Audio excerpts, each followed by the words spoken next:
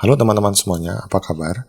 Di video kali ini kita akan belajar bersama-sama tentang pivot tabel menggunakan Microsoft Excel.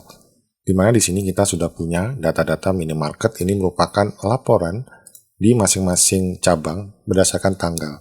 Jadi kita punya kolom tanggal, ada tanggalnya, lokasi cabang minimarketnya. Jadi ada beberapa kota yang laporan. Jadi ada Bandung di sini, di bawahnya juga ada lagi Bandung, ada Tasik juga laporan. Dan pada tanggal sekian, laporannya mereka melaporkan pemasukannya adalah sekian. Ada di kolom pemasukan, lalu juga ada biaya operasional di cabang tersebut, sehingga pendapatannya ini adalah pemasukan dikurangi operasional.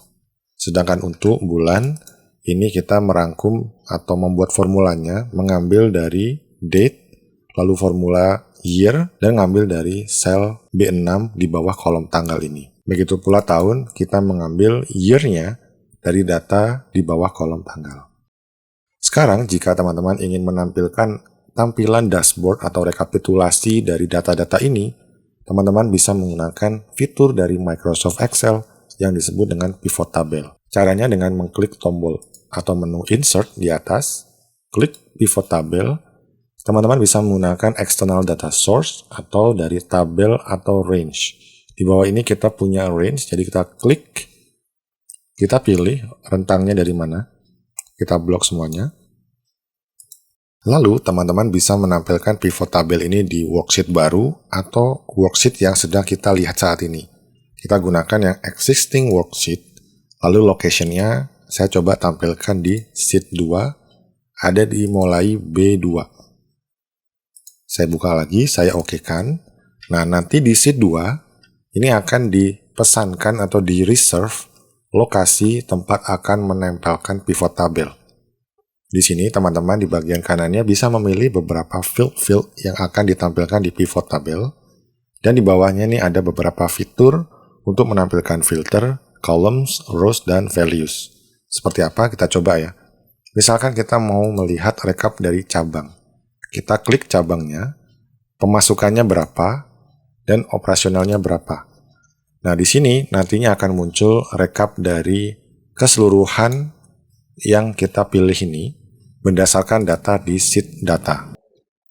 Nah, kalau misalkan teman-teman ingin melihat ya, ini kan contohnya tadi ya, Bandung. Bandung ini pemasukannya coba kita lihat ada 2 kali, 7.900.000 pemasukannya dan juga 6.400.000. Coba kita jumlah ya, sum di tab Bandung yang pertama dengan Bandung yang kedua, kita enter, totalnya adalah 14.300.000. Kalau kita lihat di pivot tabelnya, Bandung ini sudah rekap dari keseluruhan data yang dimiliki oleh cabang Bandung. Udah dapat ya idenya teman-teman? Begitu pula rekap operasionalnya sudah dijumlahkan dari semua laporan dari cabang Bandung. Nah, di bawah ini, di pojok kanan bawah ini juga ada beberapa fitur untuk formulanya. Di sini kan values-nya adalah sum. Kita bisa klik, lalu value, field settings, kita bisa merubah-rubah. Jadi misalkan ya, tadi kan default-nya adalah sum. Kita bisa pilih yang lain, count misalkan, Bandung ada 2, lalu ada beberapa yang 2, sisanya 1 ya tadi. Coba kita oke. Nah, di sini kita bisa melihat berapa jumlah atau berapa kali laporan pemasukan dari Bandung, ada 2, Jakarta ada 2, Semarang 2, dan Solo 2, dan seterusnya ada 2. Sisanya 1, dan kita juga bisa mengganti tampilannya dengan formula yang lain atau men-summarize atau merangkum nilai kolomnya berdasarkan apa. Di sini average misalkan, di rata-rata pemasukannya dari total tadi 14 juta sekian dibagi 2 berarti ya, ada 2 laporan soalnya. Nah, di sini juga ada rows di pojok kanan bawah. Ini tampilannya adalah memanjang ke bawah dengan tampilan masing-masing baris. Kalau kita ingin memanjang ke samping, kita klik tempat sel tadi, B2. Kita geser field rows, kita geser ke kolom misalkan. Nah, nanti datanya akan memanjang ke samping dan akan ditampilkan di masing-masing cabang di kolom-kolom ini atau di kolom-kolom ini. Semoga dapat idenya ya teman-teman. Kalau ingin merubah lagi, tinggal klik tadi reserve-nya di B2, diklik. Teman-teman bisa menambahkan data yang lain atau menggeser. Contoh ini, rows-nya saya isi cabang dan juga tanggal.